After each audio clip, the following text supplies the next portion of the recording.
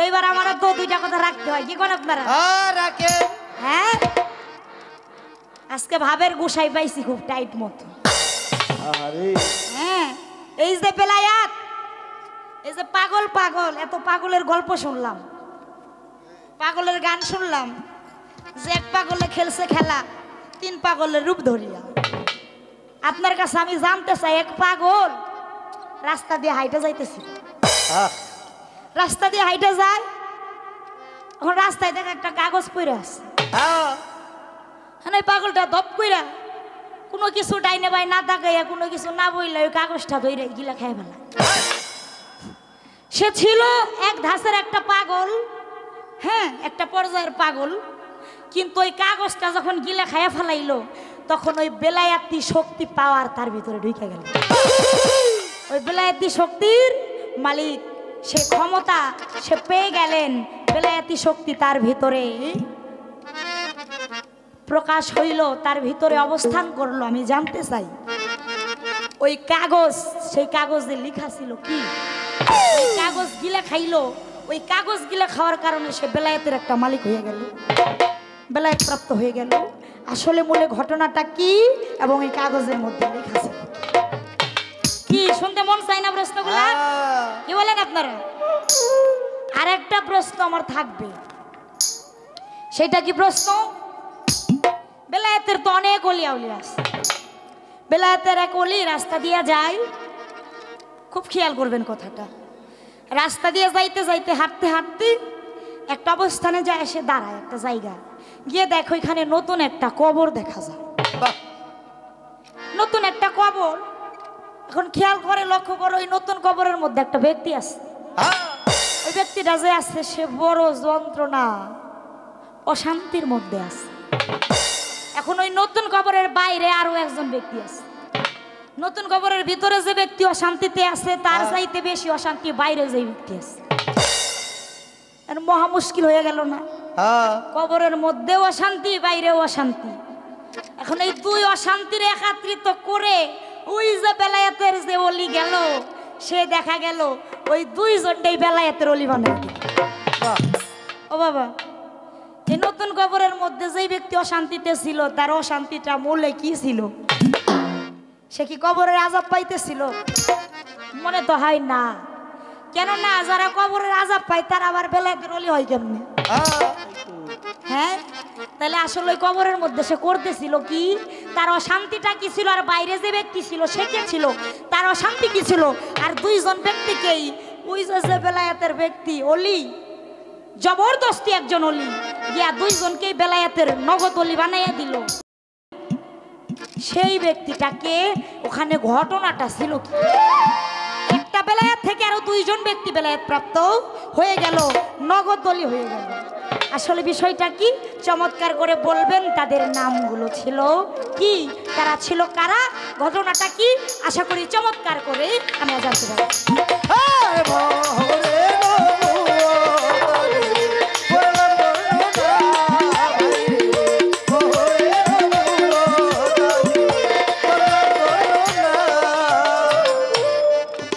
হযরত গৌহার বলে, ভাই মুসলমান, আগে জানো নবীর সন্ধান, গৌহার সাগর।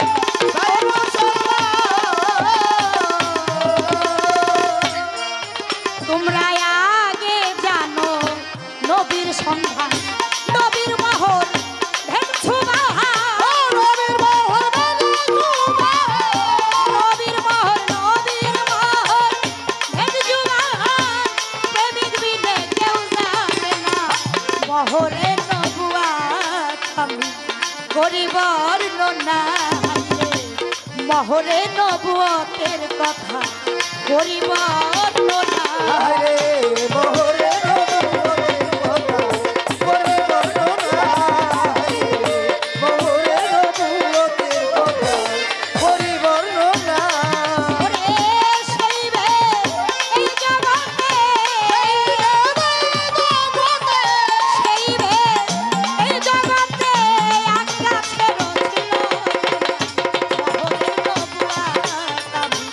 পরিবর্ণ মহরে নবুয়াতের কথা করিবার ননায় আমি মহরে নবুয়াত আমি করিবার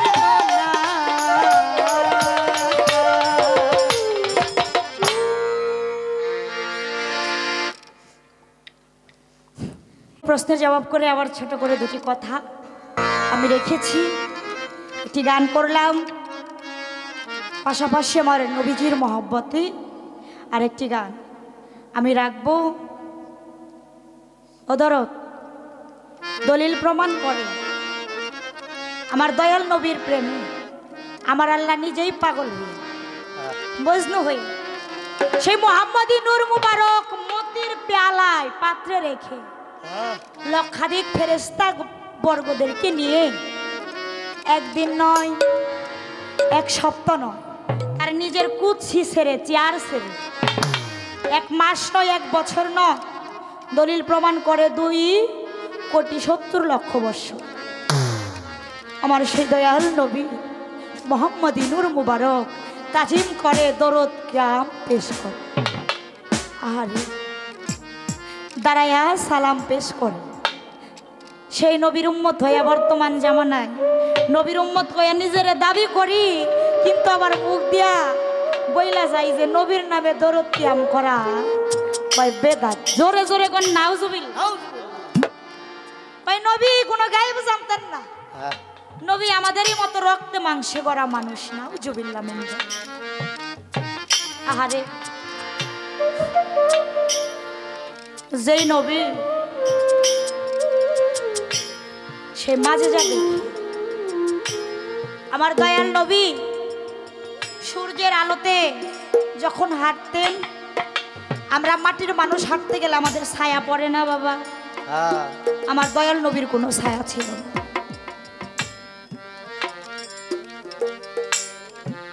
কায়াধারী হয়ে কেন কেন রতে ছায়া নাই? মদিনায় রাসূল নাম কায়া আছে ছায়া না, এখানে প্রমাণিত হয় আমার নবী মাটির তৈরি না, নূরের তৈরি। আমার নবী ছাগল চড়াইতেন, ছাগল হইল বাঘের খাদ্য। কি বাবাজি কথা ঠিক কিনা? আর বন থেকে বাঘ এসে আমার দয়াল নবীর ছাগল সে বাঘে নিজেই পাহারা দেয়। সাধারণ ব্যাপার। এই মাঝে যেগুলো দেখে মা খাদিজাতুল কুবরা পাগল হয়ে যায়।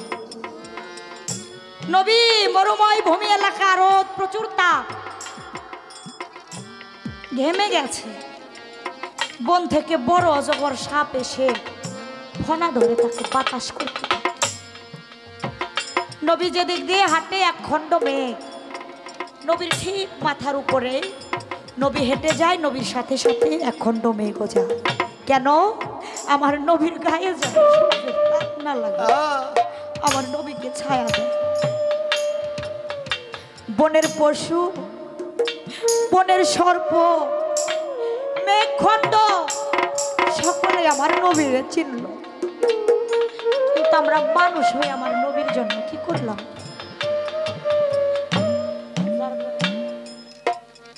তাই আমার নবীর প্রেমে স্বয়ং আমার মাওলাই মজনু হয়েছে। তাই আমার নবীর মহব্বতে আমার নবীর শানের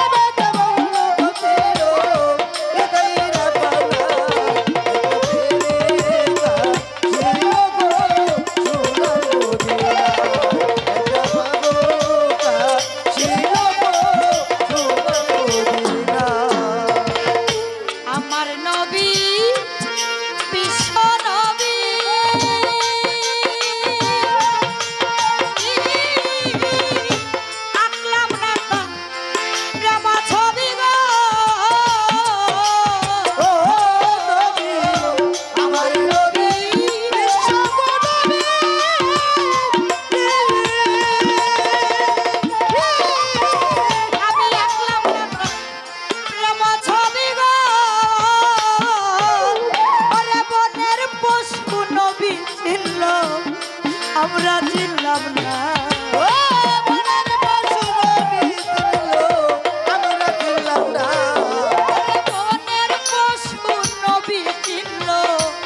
আমরা চিনলাম না একজন প্রেমী আর ছিল গো সোনার মদিনা, একজন ভাবুকা ছিল গো সোনার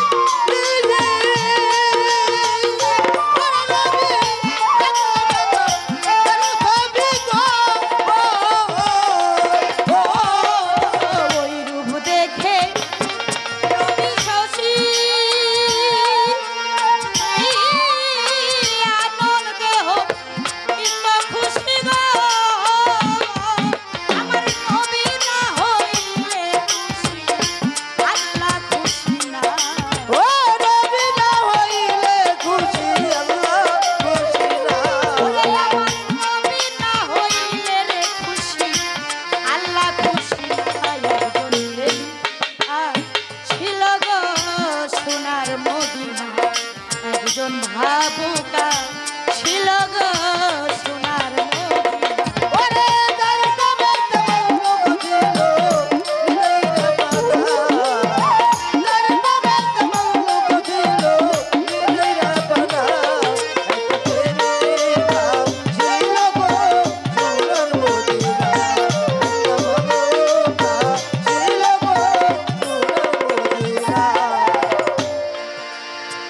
যার প্রেমেতে মজদুর রূপে নিজেই রাব্বানা, প্রেমিকা ছিল সোনার মদিনা। আমার নবী বিশ্ব নবী, আমি আঁকলাম না তার প্রেম ছবি। বনের পশু নবী চিনল, আমরা মানুষ হয়ে চিনলাম।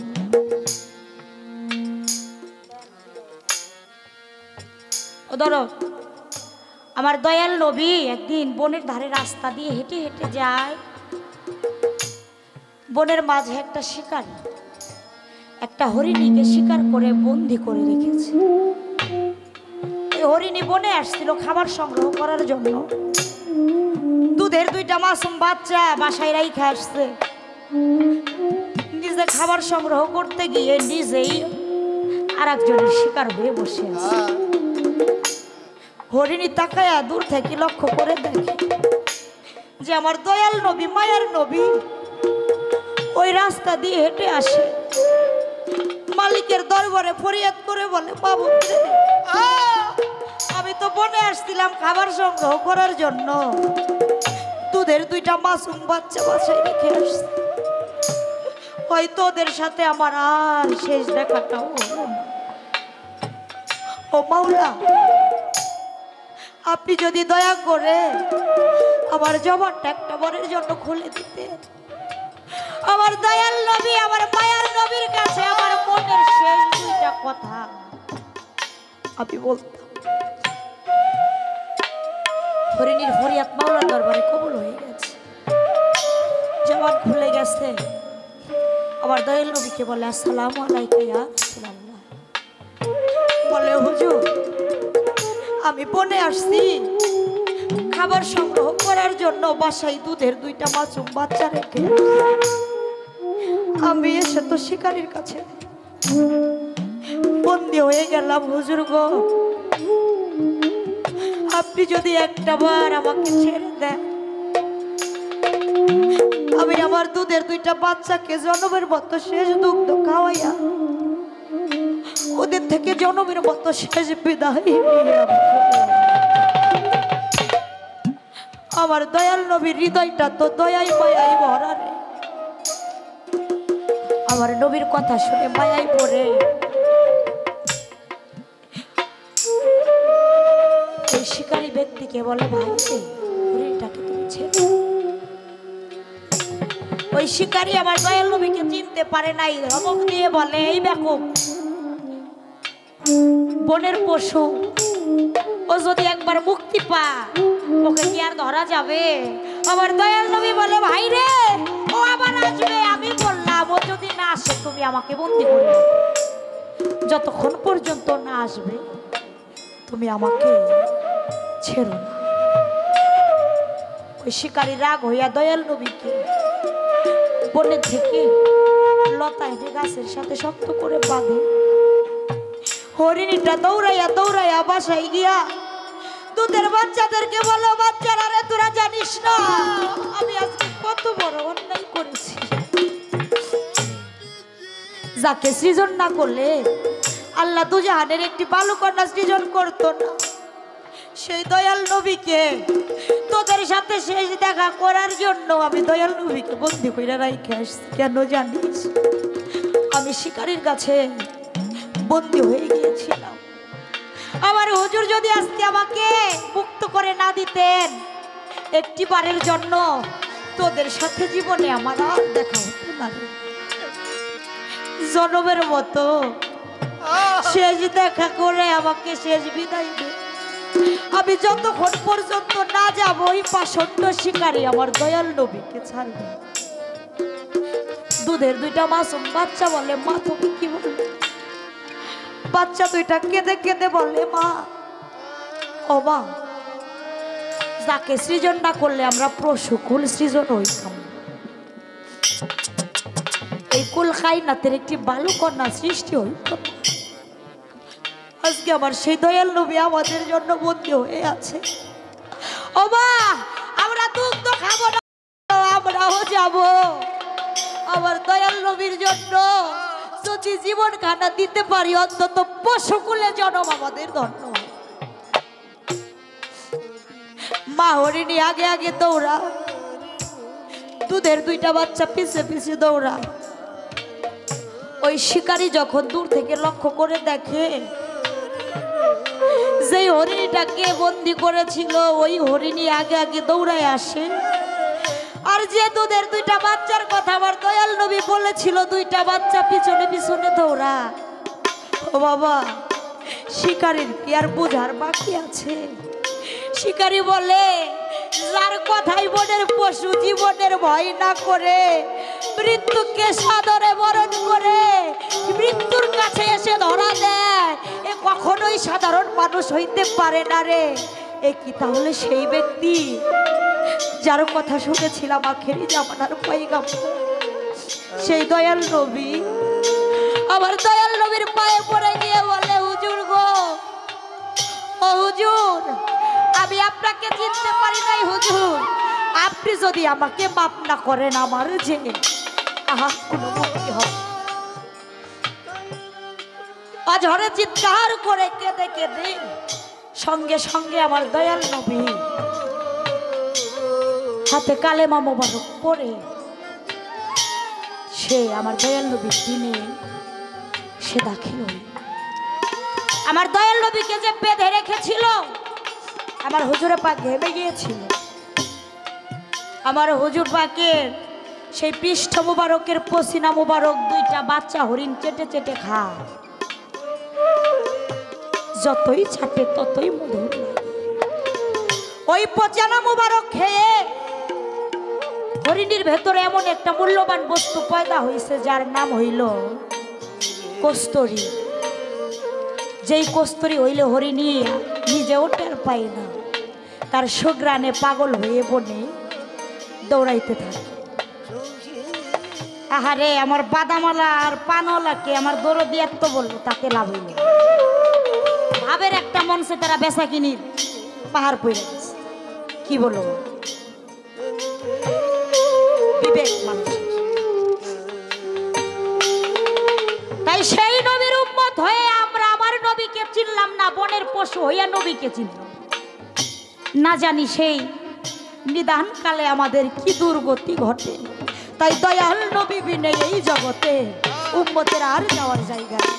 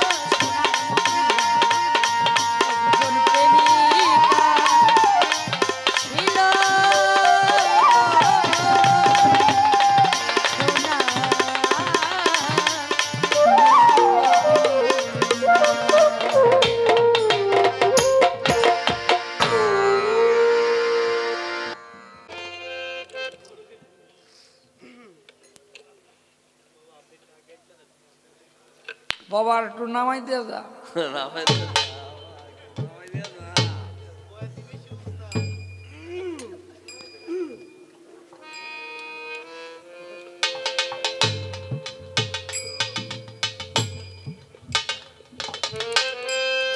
ঠিক আছে ঠিক আছে। ওই কাঠটা হইল নরে না, নরম। এনে বৈশা যখন এটা সেট দেয় তখন এটা ঠিকই জায়গা মতো থাকে। আর হ্যাঁ গেলে গাই কাঠ উঁচু হয়ে যায়, মাইক উঁচু হয়ে যায়।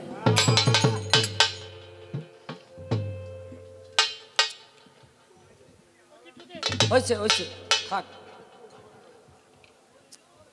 তো খুব চমৎকারভাবে উপস্থাপন করে আমার কাছে দুটি প্রশ্ন রাখলেন। একটি হলো, এক ব্যক্তি একটা কাগজ খেয়ে এই বেলায়েত লাভ করেছিলেন, সেই ব্যক্তি কে? আরেকটি হলো, কবরের মধ্যেই এক ব্যক্তি আর কবরের বাইরে আরেক ব্যক্তি, এই দুইজনেই যন্ত্রণায় কাতরাইতেছে। তো আরেক ব্যক্তি গিয়া এই দুইজনকেই অলি বানাইয়া দিল, বেলায়েতের সর্দার বানাইয়া দিল। এই দুই ব্যক্তিকে বেলায়েতের সর্দার বানাইল কে? এ তার জিজ্ঞাসা। দেখেন, এক ব্যক্তি রাস্তা দিয়া হাঁটে, আর দেখে একটা কাগজের টুকরা, ছোট্ট কাগজটা হাতের মধ্যে নিছে, নিয়া একটা লেখা দেখা এটা সাবাইয়া খেয়ে ফেলাইছে। রাত্রে বাসায় গিয়া শুয়ে রইছে। ভোরবেলা ফজর নামাজ পইরা হযরত হাসান বসরি ওই ব্যক্তির ঘরের দরজা গিয়া টোকাইতেছে, আবুল মনসুর তুমি কি ঘরে আছো? কে? কয় আমি হাসান বসরি। দরজা খুলছে, হায় হায় রে, হাসান বসরি আমার বাড়িতে, কারণ কি? হাসান বসরি বলে, ভাই তুমি সত্যি করে বলো কালকে তুমি কি কাম করছো? কয় দূর, কোনো কামই করি নাই, রাস্তা দিয়া ঘুরে ফিরে বাইতে হইয়া রয়েছি। কয় না, আজকে যখন আমি ফজর নামাজ পড়ে আল্লাহর আরশ মহল্লার মধ্যে তাকাইলাম, তখন দেখতে পাইলাম তোমার নামটা আউলিয়ার দপ্তরে আল্লাহ পাক লিখে নিয়েছে। এই তোমার নামটা লেখা নেওয়ার কারণটা আমি জানি না। এই সারা লগে লগে বাইরে আই, টাকা কম নিবি না।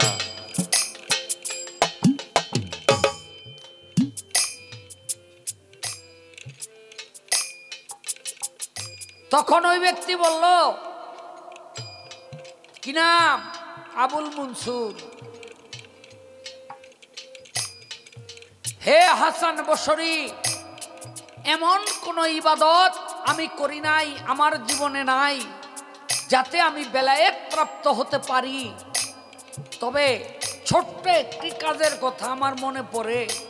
গতকাল রাতে একটা কাগজ আমি কুড়াইয়া পাই, যেই কাগজটার মধ্যে লেখা ছিল বিসমিল্লাহির রহমানির রহিম। আমি মনে মনে চিন্তা করলাম, এই কাগজ যদি কারো পায়ে লাগে তাহলে বিসমিল্লাহর অপমান হইব। আমি হাতে নিলাম, হাঁটতে আরম্ভ করলাম, মনে মনে চিন্তা করে এটা ভালা মুকই। এই চিন্তা করতে করতে করতে করতে একটা সময় এই বিসমিল্লাহর হেফাজত করার জন্য আমি নিজেই খেয়াল লাইলাম আর কেউ কারো পায়ে লাগবে না।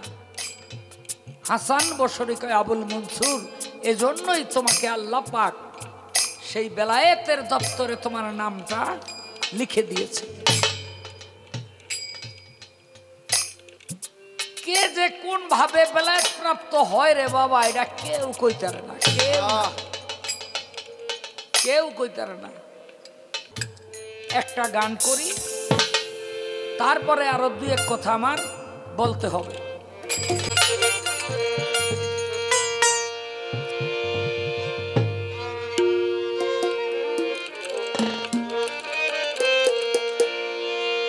রবে না এ ধন জীবন যৌবন, তবে কেন মন করো এত বাসনা? রবে না এ ধন।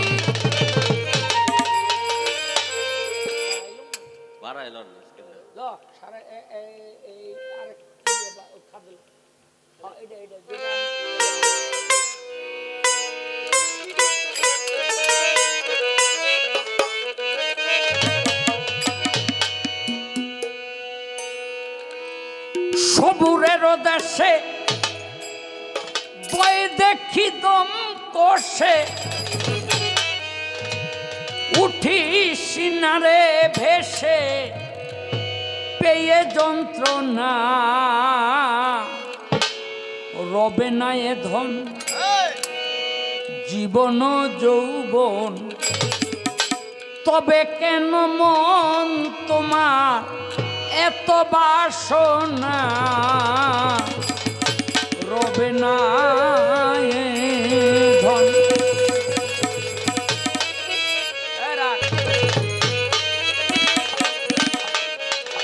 সবুরের দেশে ওই দেখি দম বসে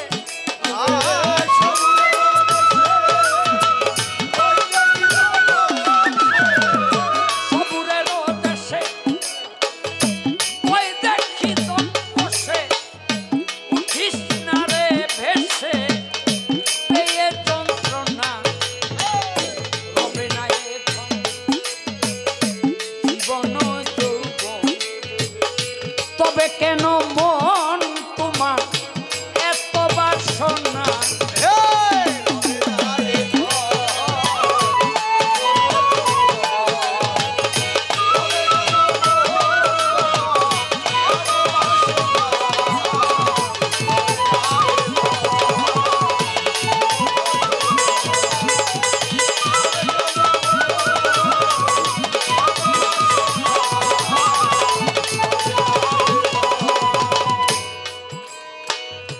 যে করে কাল্লার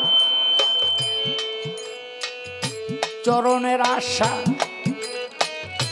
জানো না রে মন তার কি দুর্দশা। যে করে কাল্লার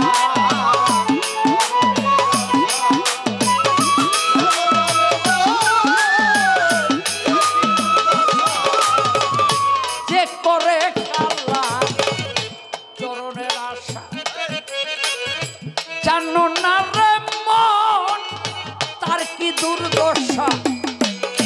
বলি রাজা ছিল সর্বস্ব ধন ছিল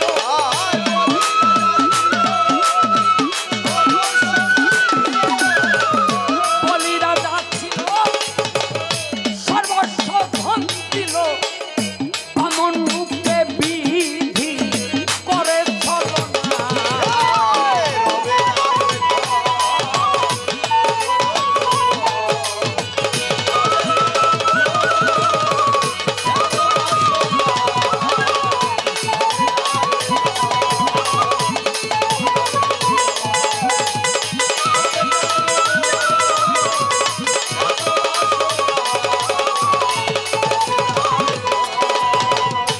প্রহ্লাদ চরিত্র দেখো দত্ত ধামে কত কষ্ট পেল সেই হরি নামে।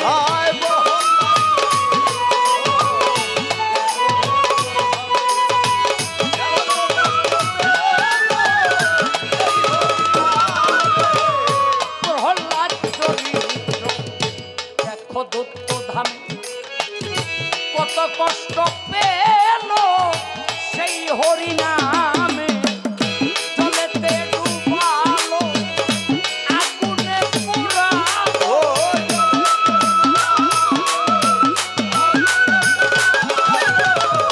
চলেতে ডুবালো আগুনে পুরালো তবু না ছাড়িল শ্রীরাম সাধনা রবে না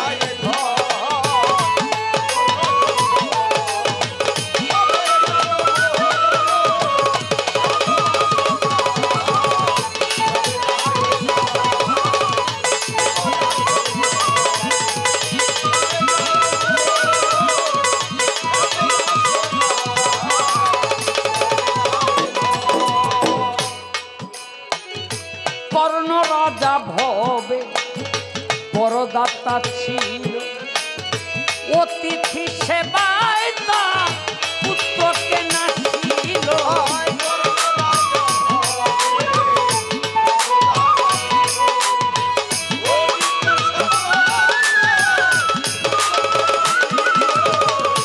কর্ণ রাজা ভবে বড় দাতা ছিল অতিথি সেবায় তার পুত্রকে নাছিল। কর্ণ অনুরাগী না হয়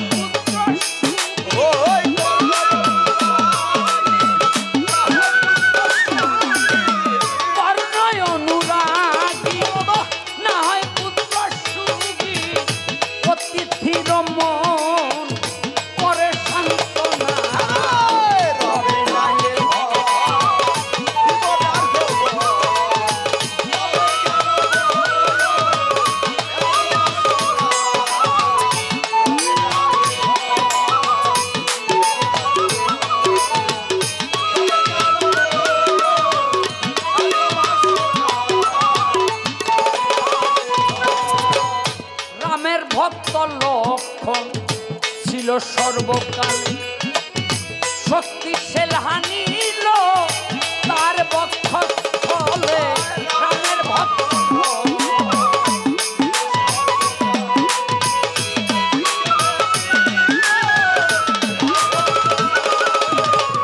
রামের ভক্ত ছিল সর্বকালে শক্তিশাল হানিল তার বক্ষস্থলে লক্ষণ নামের প্রতি না ছাড়িল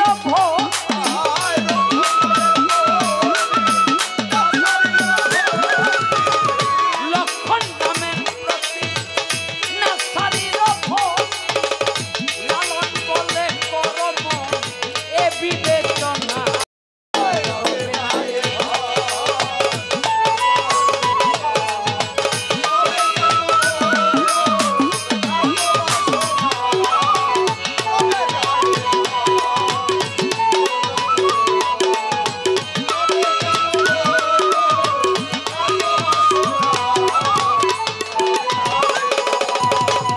সবুরের দেশে বই দেখি দম বসে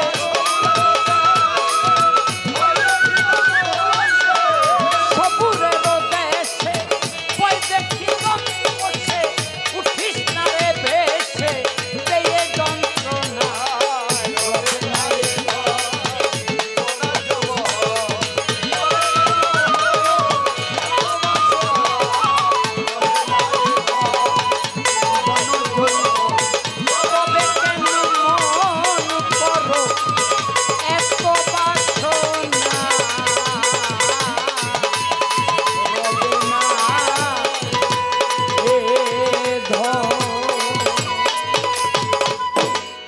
গুরু বল বল রে হেলা দিন যা ও গুরু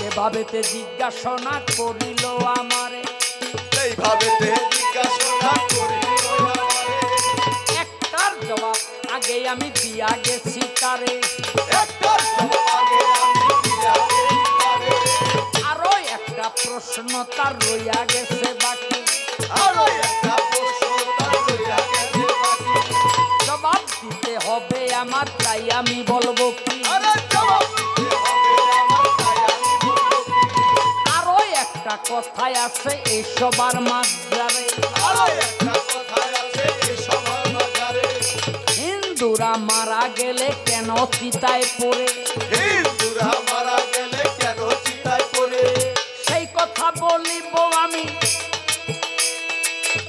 বাবারে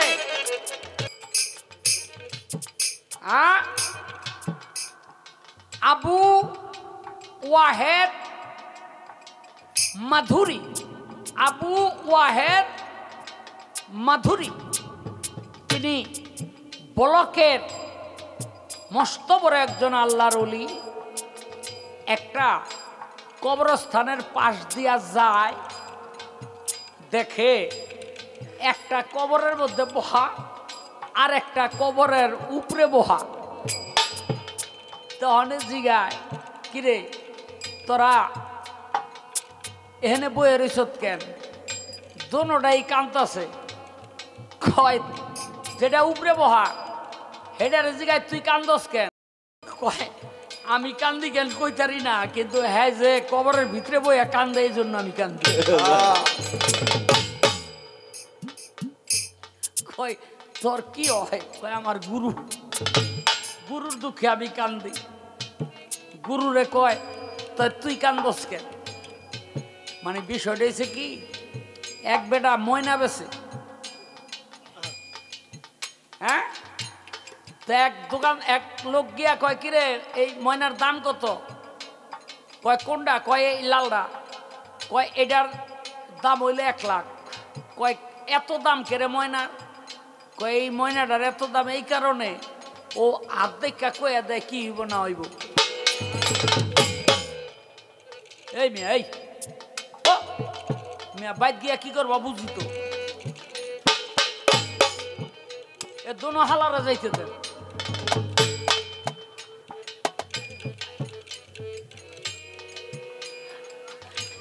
এক এলাকায় হালা কই তো আইসি ৬-৭ মাস পর আইসে বায়না করতে, কয় তুলা ভাই টাকা দেব না, আমাকে গান গাইয়ে দিতে হবে। আমি কই তোর কোন বোন বিয়া করছি? কয় রাস্তায়। কয় কোন বোন? কই যে হালা কইছিলেন আমরা এই দিঘা। কি করো, মাগনা গান গেয়ে দিয়েছি।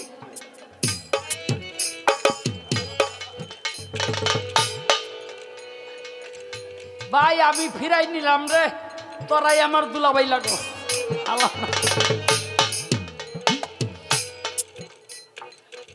হ্যাঁ কয় তো এটা আর্ধেক কইয়া দেয়, তো 1 লাখ টাকা ওই বই। কয় তোর লগেরটার দাম কত? কয় লগেরটা 2 লাখ। কয় কস কি এটার দাম এত কে? কই এটার দাম এই জন্য এত, এটাই তো আর্ধেক কাকো, এটা আর্ধেহন লাগে না, চেহারা দেখলেই দেয়। কয় তো এটাই তো চেহারা দেখলে কইয়া দেয় 2 লাখ। কই তার এইটার লগেরটা কত? কই এটা 3 লাখ। কত এইটার গুণ কি? কয় এইটার যে গুণ কি আমি নিজেও জানি না। কয় তো এইটার এত দাম কেন? কয় এই যে যেটা আর্ধেক কয় আর চেহারা দেখা কয় এই দুইটারে গুরু মানে। কয় বুঝলি কেমনে? কয় প্রত্যেক দিন সকালবেলা ঘুমে তুইটা এই দুইটা এইটারে ভক্তি দিয়া লয়। এইটার যে কি গুণ এই আমি নিজেও জানি না। এই দুইটাই যখন গুরু মানে এর লেগে এটার দাম বেশি। ওই বেড়ায় কয় উপরে যেটা বইয়া রইছে, হ্যাঁ যে কান দেখে না আমি জানি না, কিন্তু আমি আরে গুরু মানি, এর লেগে আমি কান্দছি। কয় তুই কান্দস কেন? কয় বাবা আমি কান্দি, আমি কামলিয়াতের উচ্চ মাকামে পৌঁছতে পারি নাই, আখেরাতে না জানি আমার কি হয়, আমি এই যন্ত্রণায় কান্দি। তখন কবর থেকে উঠাইয়া তাদেরকে বুকের মধ্যে নিয়ে এলমে লাধুন্নি দান করে দিলেন, বেলায়েতি শক্তি। আর সঙ্গে সঙ্গে তারা দুইজন বেলায়েত প্রাপ্ত হয়ে গেলেন। যারা আল্লাহর ওলি তারা পারে, শুনছেন না? মস্ত বড় আল্লাহর ওলি একজন হে এলাকায়, আবার আমার মতো মস্ত বড় একজন চোরও ছিল। মানে আমার কথাটাই কই, কার কথা কমো হেঁটে আবার ফিটাইতে আইব।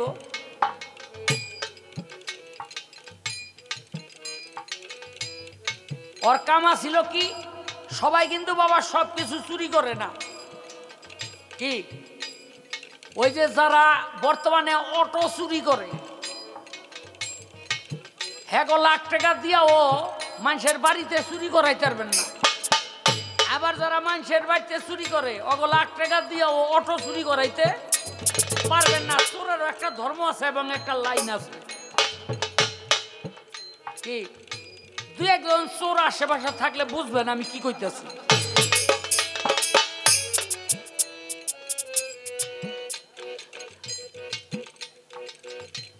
তো ওর কাম হইল কাপড়ের কাপড় চুরি করা। তো এই পীর সাহেব তো জানে আমি দুনিয়ার থেকে পর্দা নিলেই ও আইব আমার কাপড়ের কাপড়টা চুরি করতে। ডাকাইছে, বাবা তুই কি চুরি করস? কয় হুজুর কাফনের কাপড়।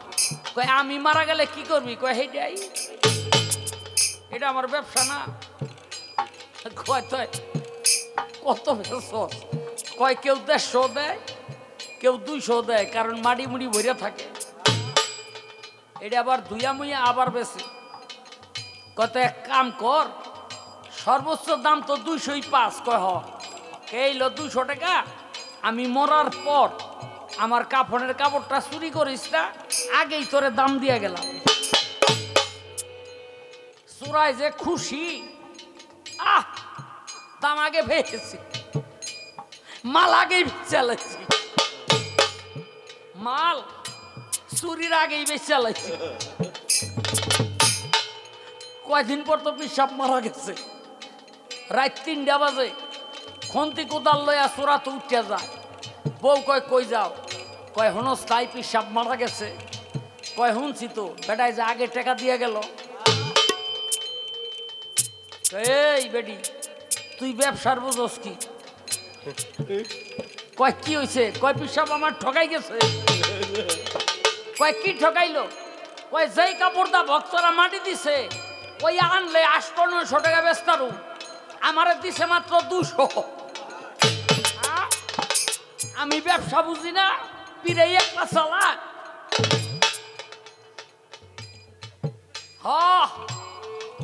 কবর হান খুঁজা কাফনের কাপড়ের মধ্যে যেই থাপাটা দিচ্ছে আর পিড়ো থাপা দিয়া কিরে বাবা তোরা টাকা দিয়াইলাম,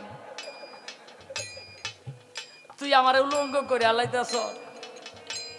আর চোরাই তো সারা জনম কাফনের কাপড় চুরি করছে, কেউ ধরে না, কেউ ধরে নাই। আর এই কাণ্ড না দেখা কাঁপতে কাঁপতে কাঁপতে কাঁপতে কাঁপতে কাঁপতে পিসাবের বুকের উপরে পড়ে গেছে, শেষ, একেবারে শেষ। এখন দুজকের ফেরেশতারা লয়ে যাব দুজকের টাইন না। পিসাব কয় আল্লাহ ওরে মাফ করে দাও। কয় না ও কাফন চোর, ওর কোনো মাপ নাই। কয় ও কাফন চোর, কিন্তু ও তো তোমার একজন অলির বুকের উপরে পড়ে মরছে, এই বুকের মহব্বতে তারে তুমি মাফ করে দাও। আল্লাহ কয় এই ফেরেশতারা দিলাম দিলাম মাফ করে, ওরে জান্নাতে দিয়ে দে। কি বিশ্বাস হয় না? বড় বীরের জীবনী খুললা দেখেন, বড় বীরের এক ভক্ত মারা গেছে, একটু মগা টাইপের। মনকির নগর 2 ফেরেশতা গিয়া কয় মার রাব্বুকা? কয় বড় বীর আব্দুল কাদের জিলানী। কয় ও আমার দিনুকা? কয় বড় বীর আব্দুল কাদের জিলানী। কয় মার হাজার রজুলু? কয় বড় বীর আব্দুল কাদের জিলানী। একটাই আর একটাটা কয় ফিটা। ওর বে কি বলে বড় বীর আব্দুল কাদের জিলানী। আল্লাহ কে ফেরেশতা থাম, ও কিছু জানে না, কিন্তু একটা কথা জানে। সেই কথাটা হলো আমার বন্ধু বড় পীর আব্দুল কাদের জিলানী তার নামটা জানে। জান্নাতের মধ্যে একটা রাস্তা করে দে। ওলিয়া উলিয়ার মহব্বতে আল্লাহ পাক সব করতে পারে। ওলিয়া উলিয়ার মহব্বতে আল্লাহ পাক সবই করতে পারে।